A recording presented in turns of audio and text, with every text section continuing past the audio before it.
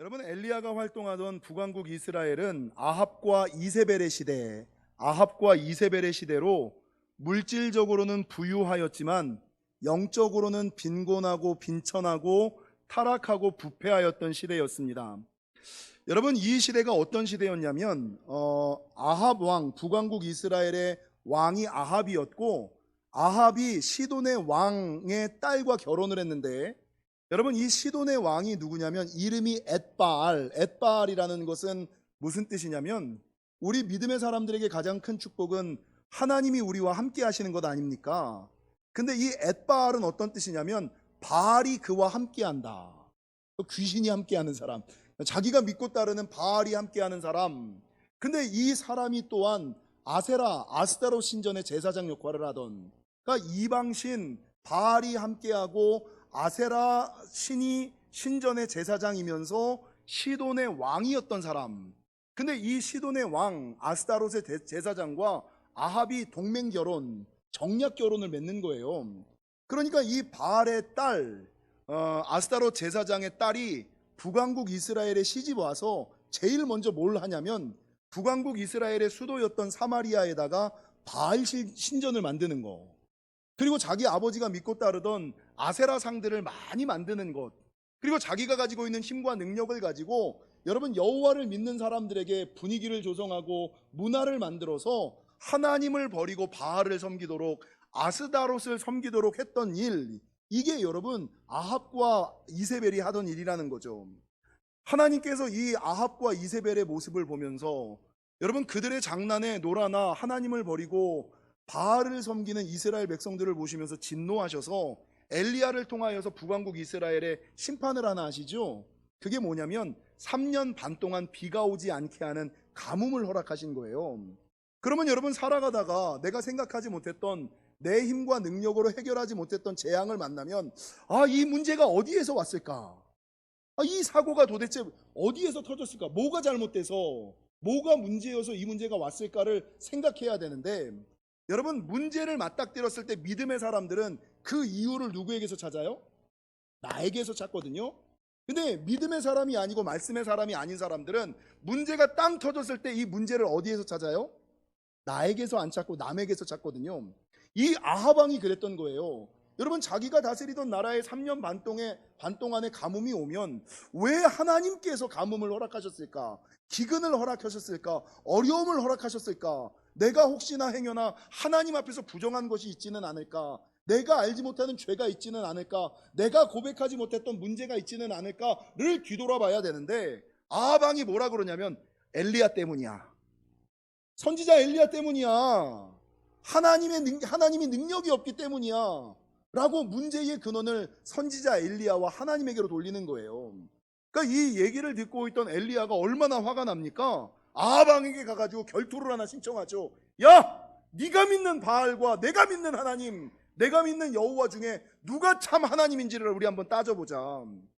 너를 따르는 바알과 아세라를 섬기는 선지자 850명을 데리고 갈멜산으로 올라오고, 나는 혼자 여호와의 이름으로 갈멜산에 올라갈 테니까 나무 위에 송아지를 올려놓고 나서 불 붙이지 말고, 네가 바알을 섬기니까 네가 바알의 이름을 부르고, 나는 여호와를 섬기니까 여호와의 이름을 부르며 기도하여 이 제단 위에 불을 누가 먼저 붙게 하는지, 인위적으로 붙이는 것이 아니라 하늘에서 불이 내려서 붙게 하는지를 우리 한번 해보자.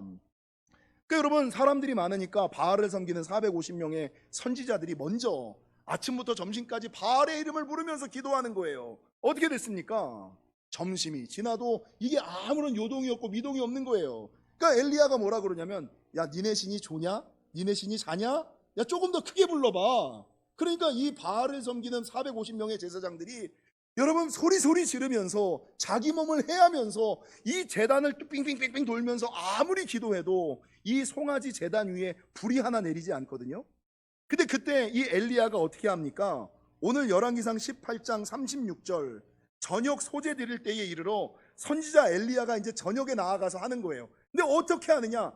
짧은 기도로. 어떤 기도를 합니까? 36절, 아브라함과 이삭과 이스라엘의 하나님 여호와여, 주께서 이스라엘 중에서 하나님이신 것과 내가 주의 종인 것과 내가 주의 말씀대로 이 모든 일을 행하는 것을 오늘 알게 하옵소서. 여호와여 내게 응답하옵소서. 내게 응답하옵소서.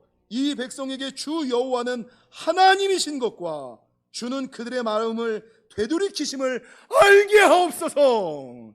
이 짧은 기도를 딱 끝내니까 어떤 역사가 일어납니까? 오늘 본문 38절, 이에 여호와의 불이 내려서 번제물과 나무와 돌과 흙을 태우고 또 도랑에 흙을 핥을 뿐만 아니라, 여러분 3년 6개월 동안 내리지 않던 비가 하늘문이 열리고 가뭄이 그치고 하늘문이 열려 비가 내리는 역사가 있었다. 이게 여러분 저와 여러분이 알고 있는 엘리야와 갈멜살 전투의 이야기 아닙니까? 이 말씀은 저와 여러분이 너무나 잘 알고 계시죠? 그러면 이 엘리야와 갈멜산 전투를 통하여서 이 시대를 살고 있는 우리에게 하나님이 하시는 음성은 뭘까?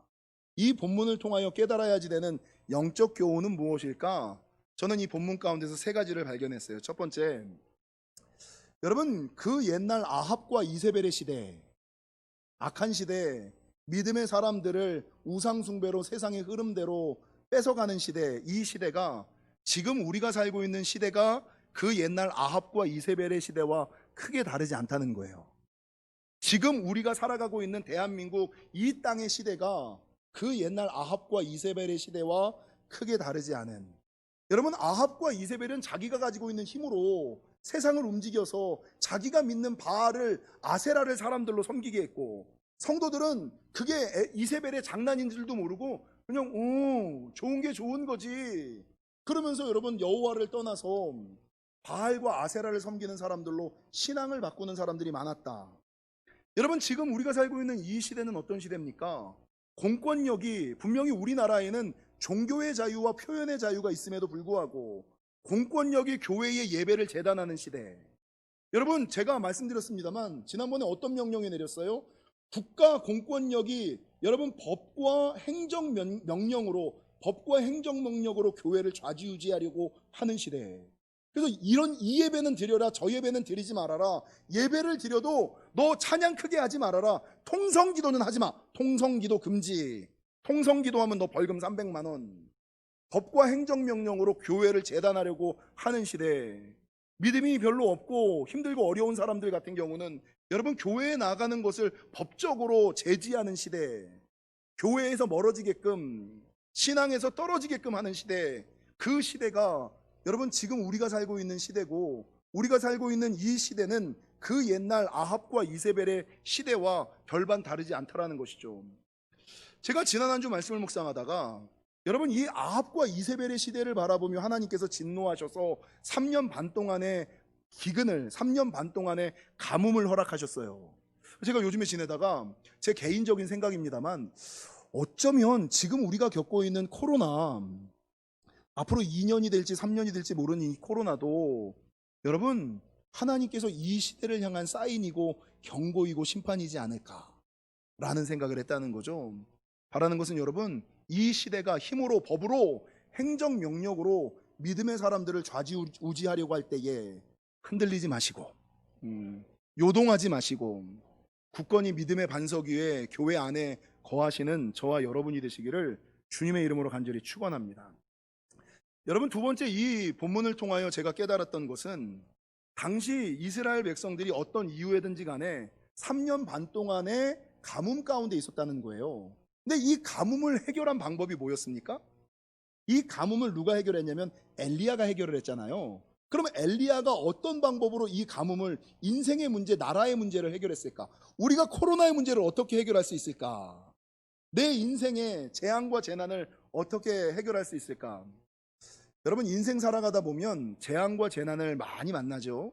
모든 사람이 한두 번씩은 재앙과 재난을 만나는데, 재앙과 재난이라는 것은 별게 아니라 내 생각밖에 문제, 내 능력밖에 문제, 내가 생각해 본 적이 없는, 내가 해결할 수 없는 문제, 그게 어떤 사람에게는 건강의 문제고, 어떤 사람에게는 물질의 문제고, 어떤 사람에게는 가정의 문제고, 어떤 사람에게는 자녀의 문제고, 어떤 사람은 취업의 문제고, 어떤 사람은 결혼의 문제고, 내 힘과 지혜와 능력 밖의 문제가 재앙과 재난 아닙니까? 근데 인생의 재앙과 재난을 만났을 때 이 문제를 어떻게 해결할 수 있을까? 오늘 엘리야처럼 한번 해결할 수가 있다는 거죠. 여러분, 엘리야는 3년 6개월 동안 아무도 해결하지 못했던 가뭄의 문제를 어떻게 해결했냐면, 오늘 본문 18장 30절을 보세요. 엘리야가 모든 백성을 향하여 이르되 내게로 가까이 오라. 백성이 다 그에게 가까이 가매 그가 무엇을 했습니까? 읽겠습니다. 무너진 여호와의 제단을 수축하되. 여러분, 여기서 말하는 제단이 뭐예요? 지금 현대 용어로 무너진 예배를 회복하는 거예요. 무너진 제단, 제사. 제단이 제사고 제사가 예배 아닙니까? 내 인생의 재앙과 재난을 해결하기 위한 첫 번째는 뭐냐? 무너진 제단, 무너진 예배를 수축하고 회복하는 거예요. 그리고 두 번째 32절에 보니까 그가 누구를 의지해요? 내 힘과 지혜와 세상의 방법을 의지하는 것이 아니라 이제는 여호와의 이름만을, 하나님의 능력만을. 여러분, 내 생각대로 해보니까 안 되셨잖아요. 세상 방법대로 해보니까 안 되셨잖아요. 그러면 이쯤 되면 여호와의 이름만 의지할 만 하시잖아요. 옆 사람이랑 인사하겠습니다. 여호와의 이름만 의지합시다. 여호와의 능력만 의지합시다. 언제까지 내 힘, 내 지혜, 세상의 흐름, 세상의 방법을 의지하며 살겠습니까? 여러분, 내 인생에, 그러니까 내 힘, 내 능력 의지하고 살아가니까 재앙 만난 거 아니에요. 재난 만난 거 아니에요. 어려움 당한 거 아니에요. 그러면 그 문제를 해결하기 위해서는 내 힘, 내 지혜, 내 지식, 세상의 흐름과 방법을 의지하는 것이 아니라 이제는 무너진 제단을 수축하고 여호와의 이름만을 의지하고 나아가는 거. 하나님, 제가 목회하기 전에까지는 세상에서 진짜 힘들고 어렵게 굴러먹었잖아요. 막 술과 담배에 찌들어 살았고, 제가 그 당시엔 신용카드가 많았거든요.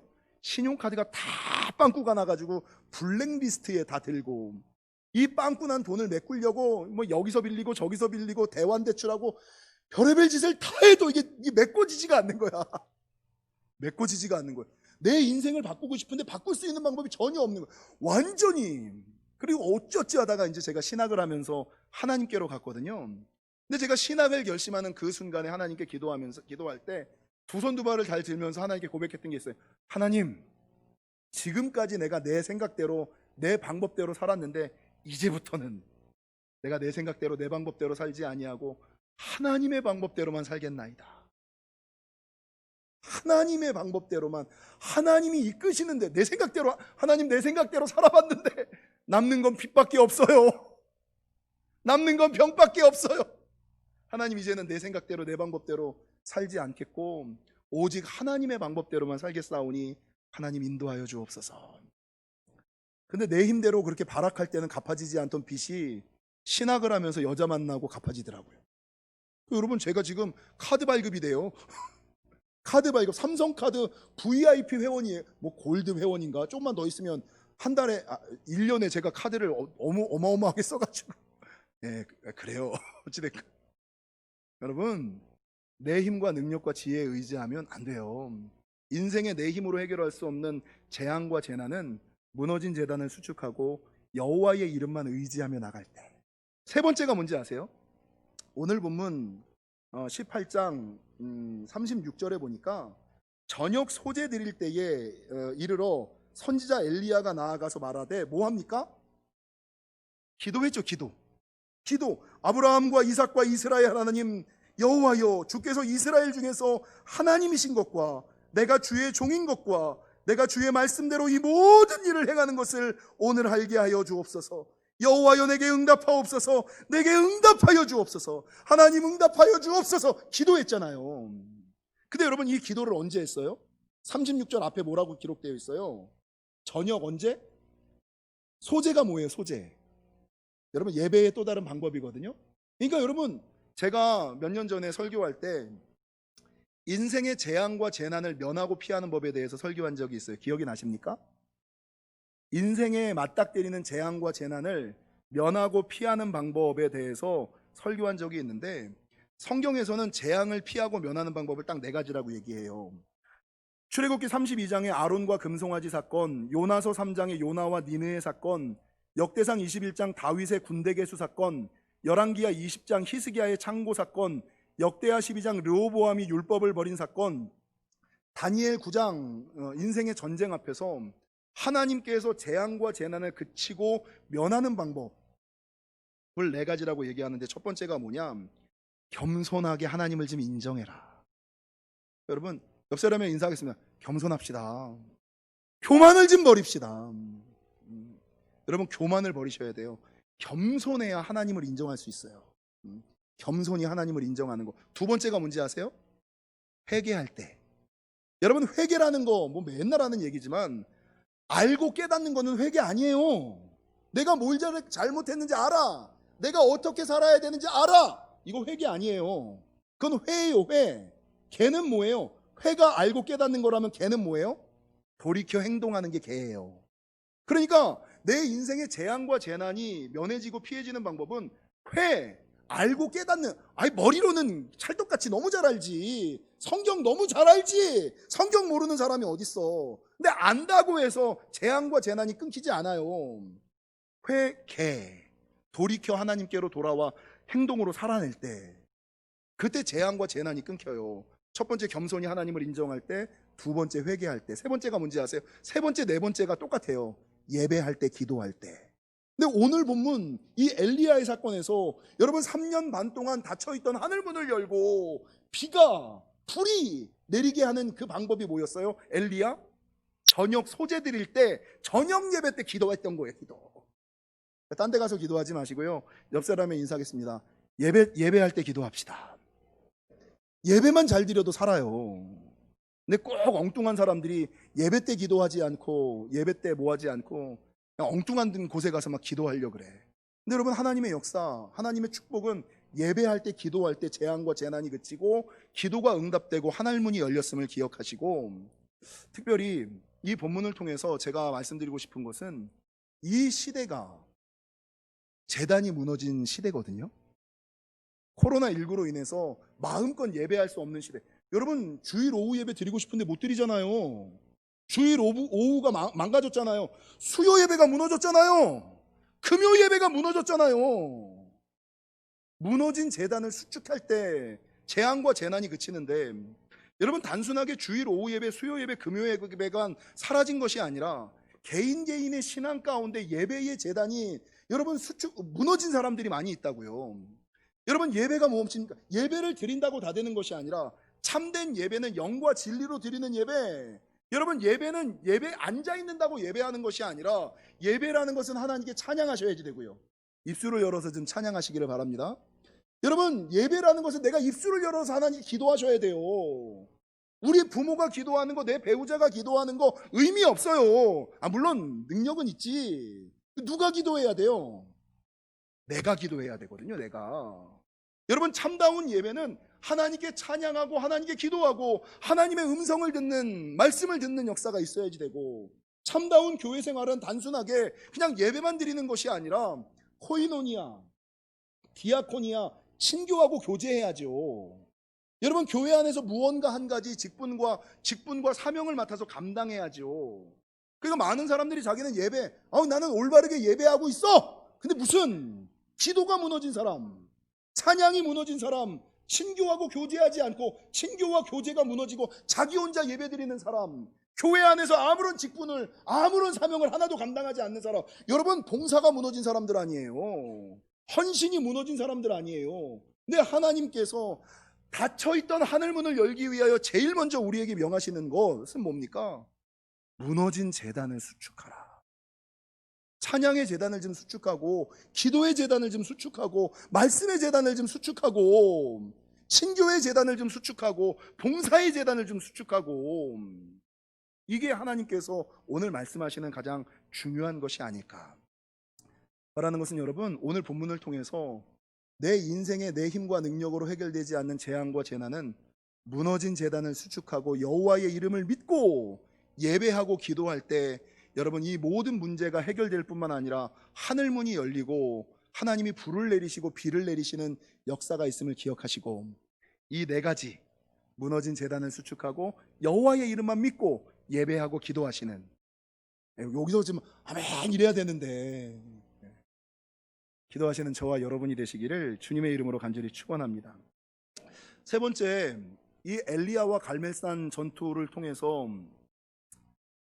제가 들었던 하늘의 음성은 오늘 본문 21절에 보니까 엘리야가 이스라엘 믿음의 사람들에게 뭐라고 얘기하냐면요, 21절, 엘리야가 모든 백성에게 가까이 나아가 이르되 너희가 어느 때까지 둘 사이에서 머뭇머뭇하려느냐. 옆 사람이랑 물어보실까요? 언제까지 머뭇거리실 겁니까? 물어보세요. 여러분, 둘 사이가 의미하는 바가 뭐예요? 바알과 하나님 사이에서, 세상과 하나님 사이에서, 육과 영 사이에서, 먹고 사는 문제와 하나님을 섬기는 문제에서 언제까지 머뭇머뭇거릴 거냐, 언제까지 멈칫멈칫할 거냐. 그러면서 이 엘리야가 뭐라 그럽니까? 여호와가 만일 하나님이면 하나님께서 물질의 근원 되시고 만복의 근원이 되신다는 것을 네가 안다면 그를 따르고, 바알이 만일 하나님이면 그를 따를지니라. 아니, 돈 사랑하고 세상 사랑할 거면 아예 세상으로 나가든가. 왜 하나님과 세상 사이에서 머뭇머뭇거리며 이도 아니고 저도 아니고 죽도 아니고 밥도 아닌 하나님의 은혜도 경험하지 못하고 세상의 축복도 누리지 못하는 그런 삶을 사느냐. 그래서 성경이 우리에게 말씀하고 있는 것은 무엇이냐? 그 옛날 여호수아처럼 오직 나와 내 집은 여호와만을 섬기겠노라 결단하셔야 된다는 거죠. 특별히 이 코로나19와 같이 믿음의 사람들이 믿음을 지키기 어려운 시대에 오히려 더욱 굳건하게 강건하게 믿음의 선택을 하셔야지 돼요. 여러분, 그 옛날 아합과 이세벨의 시대는 믿음의 사람들이 믿음을 지키기가 너무나 힘든 시대였어요. 세상 권세가 믿는 사람들을 핍박하고 압박하는 시대 아니었습니다. 지금도 마찬가지로 교회 다니고 월요일날 직장 가면 직장 상사가 너 어제 교회 갔다 왔어? 이거 묻는다며요. 청년들에게 제가 전화신방하면 왜 요즘에 교회 안 와? 목사님, 월요일날 출근하면 맨날 너 교회 갔다 왔어? 물어요. 토요일 금요일만 되면 너 교회 가지 마라, 부장님이 맨날 눈치 줘요. 아니, 교회 다니는 것이, 믿음을 지키는 것이 힘든 시대에 우리가 살고 있다고요. 여러분, 이런 상황을 보면서 오늘 본문의 엘리야처럼 이 위기의 시대에 하나님을 믿고 하나님을 따르는 것이 어렵다라고 생각하는 사람들이 있어요. 여러분, 제가 오늘 본문 말씀을 생각하면서 발견한 게 하나 있어요. 엘리야와 갈멜산 영적 전쟁 사건이 요 가운데 있고요, 요 앞에 오늘 본문 1절부터 19절에는 무슨 얘기가 있냐면 오바댜 이야기가 있어요. 그리고 19장에는 무슨 말씀이 있냐면 엘리야와 호렙산 이야기가 있어요. 그러니까 엘리야가 갈멜산에서 세상과 맞짱 뜨고 나서 완전하게 승리를 했으면 괜찮은데, 세상이 뒤집어졌으면 좋겠는데 세상은 안 뒤집어지고 오히려 이세벨이 엘리야를 죽이려고 하잖아요. 더 예수 잘 믿어보겠다고 앞장서서 나섰다가 칼 맞을 위기에 지금 처해져 있는 거예요. 그러니까 막 도망하잖아요. 그리고 겨우겨우 호렙산에 가서 하나님을 만나 이 엘리야가 하나님 앞에 막 하소연을 하는 거예요. 하나님, 예수 믿는다고, 교회 다닌다고, 신앙 잘 지키려고 하다가 내가 이 지경이 되었습니다. 나를 죽이려 하는 사람이 있습니다. 믿음 지키는 것이 이렇게 힘듭니다. 신앙 따라 살아가는 것이 이렇게 힘듭니다. 제가 목회하면서 제일 답답할 때가 있어요. 성도들에게 예배 잘 드리셔야 됩니다, 새벽쯤 나오세요, 기도 좀 합시다, 헌신 좀 합시다, 뭐 좀 합시다 라고 얘기하면 어떤 성도들이 뭐라 그러냐면, 목사님, 그럼 목사님이니까 가능한 거예요. 목사님은 세상 경험이 없잖아요. 세상에서 안 살아봐서 세상 물정을 모르셔서 그래요. 목사님도 세상에서 똑같이 살아봤으면 그런 말씀 못 하세요. 어떻게 직장 다니는 사람이 새벽 재단을 쌓고 어떻게 세상에 거하고 있는 사람들이 말씀을 따라 신앙을 따라 살아갈 수 있습니까? 그거는 교회 안에 있는, 믿음 안에 있는 목사님들이나 장로님들이나 가능한 거지, 세상에서 먹고 사는 사람들은 이게 가능하지가 않아요. 목사님 몰라서 그러는 거예요. 제가 모를까요? 여러분, 정말 믿음 안에, 교회 안에 있는 사람들만 믿음 지키고 말씀 지키고 살아가나요? 이거를 반대하기 위해서 1절에서부터 19절까지 누구 얘기가 나오냐면 오바댜 이야기가 나와요. 여러분, 18장 1절 3절을 보세요. 18장 3절에 보면 이 오바댜는 어떤 사람이었느냐? 교회 안에, 믿음 안에, 신앙 안에 있는 사람이 아니라 누구였다고요? 아합의 왕궁 맡은 자, 하나님 가까이에서 살아가는 사람이 아니라 아합의 왕궁에 맡은 자, 아합 가까이에서 세상에 속한 사람이에요. 세상 물정에 가장 가까이 있는, 하나님을 배교하기 가장 쉬운 자리에 있는 사람. 내 상사가 누구야? 내 상사가 크리스천도 아니고 아예 안 믿는 사람도 아니고 바알을 잘 섬기는 무당이야, 무당. 그런 데서 내가 먹고 사는 사람인 거예요. 내 상사를 반대하면 내가 지금 먹고 사는 문제가 먹고 사는 문제가 어려움을 당하잖아요. 근데 이 오바댜는 아합의 왕궁 맡은 자. 그런데 그럼에도 불구하고 3절 하반절은 그를 뭐라고 하냐면 이 오바댜는 여호와를 경외하는데 얼만큼 경외했어요? 지극히 경외했다. 여러분, 교회 안에서 목사만 하나님을 경외하는 거 아니에요. 세상에 속한 오바댜도 하나님을 경외하는데 어떻게 경외해요? 지극히 경외했다. 여러분, 그의 모습이 하나가 나오는데 4절에 보니까 이 아합의 부인이었던 왕비 이세벨이 여호와의 선지자들을 멸할 때, 그러니까 왕 옆에서 붙어먹고 있는 이 오바댜에게 왕비가 여호와의 선지자들을 막 죽이는 일들을 해요. 그러면 왕 옆에 있었던 이 오바댜가 어떻게 해야 돼요? 왕과 왕비의 전략을 아니까 그냥 숨어 있든가 조용히 하고 있든가 아니면 함께 동참하여 여호와의 선지자들을 죽이는 일을 해야 되잖아요. 그걸 안 했다가는 내 목줄이 끊어지잖아요. 내 먹고 사는 문제가 해결이 되지 않잖아요. 근데 오바댜는 어떻게 했어요? 여러분, 내가 오늘 오바댜 4절, 이세벨이 여호와의 선지자들을 멸할 때에 오바댜가 선지자 100명을 가지고 50명씩 굴에 숨기고 떡과 물을 먹였더라. 아니, 아합이, 이세벨이 그렇게 극악하게 믿는 사람들을 핍박하는데 자기 목줄이 걸렸는데, 자기 생계가 걸렸는데, 이 오바댜는 오히려 여호와의 선지자 100명을 데려다가 반반 나눠서 불 속에 넣고 떡과 물을 먹이면서 이 위기를 피해갈 수 있게끔, 하나님의 역사가 계승될 수 있게끔 계속 여호와의 선지자들을 섬기는 일들을 했다는 거예요. 만약에 이게 발각됐으면 어떻게 됐을까요? 직장에서 잘리죠. 직장에서 잘릴 뿐만 아니라 왕비 이세벨과 반대했다는 이유로 목줄이 잘리죠. 여러분 보십시오. 엘리야는 하나님의 사람, 기름 부은 자, 선지자이기 때문에 하나님의 일을 하지만 하나님께서 이 오바댜의 이야기를 1절부터 19절까지 쓰면서 엘리야에게 뭐라 그럽니까? 야, 너만 예수 믿으려고, 너만 믿음 지키는 게 어려운 게 아니야. 야, 오바댜를 봐. 야, 오바댜는 세상 속에서도 여호와를 경외하는데 자기의 생계가 달렸음에도 불구하고, 자기의 목줄이 걸렸음에도 불구하고 그렇게 하나님 나라를 위하여 힘쓰고 애쓰는 사람이야. 그거를 이야기하기 위하여 1절부터 9절까지 19절까지 오바댜 이야기가 나와요. 그러니까 이 호렙산에서 엘리야가 어이씨, 진짜 그런가? 나만 이 힘든 시대에 믿음 지키는 게 어려운 거 아니야? 나만 괜히 신앙 지키는 거 아니야? 나만 괜히 믿음 지키는 거 아니야? 라고 의아해할 때에 19장 18절에 주님이 뭐라고 말씀하시냐면 19장 18절을 보실까요?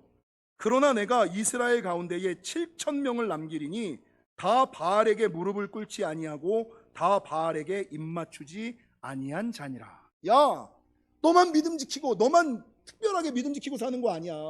세상이 아무리 힘들고 어려워도 오바댜와 같이 바알에게 무릎 꿇지 않은 7,000명과 같이 신앙 지키고 믿음 지키고 교회 지키고 하나님 나라 지키며 살아가는 사람이 있어. 그러면서 여러분, 이 엘리야에게 주님께서 소망과 희망을 주시는 거예요. 이길 힘을 주시는 거예요. 사랑하는 성도 여러분, 엘리야와 갈멜산 전투를 통해서 너무나 저와 여러분이 잘 알고 있는 이 말씀을 통하여서 하나님이 우리에게 주시는 음성이 뭐예요? 이 시대가 그 옛날 아합과 이세벨의 시대처럼 믿음과 신앙과 교회를 지키기 너무나 힘든 시대이다. 그러나 나만 그런 어려움 가운데 있는 것이 아니라 오바댜도, 바알에게 무릎 꿇지 않는 7,000명도 여전히 주어진 자리에서 믿음 지키고 신앙 지키고 교회 지키며 살아가는 사람들이 있다. 절망하지 마. 포기하지 마. 낭망하지 마. 이 말씀하시는 하나님의 음성을 들으시기를 바라고, 엘리야가 21절에서 말씀하고 있는 것처럼 누가 참 하나님인지, 바알이 하나님이면 바알을 섬기고 여호와가 하나님이면 여호와를 섬기라. 그런 주님의 요구에 이제는 결단하시고 선택하시고 하나님을 선택하셔서 인생의 문제가 해결될 뿐만 아니라 하늘 문이 열리시는 저와 여러분이 되시기를 주님의 이름으로 간절히 축원합니다.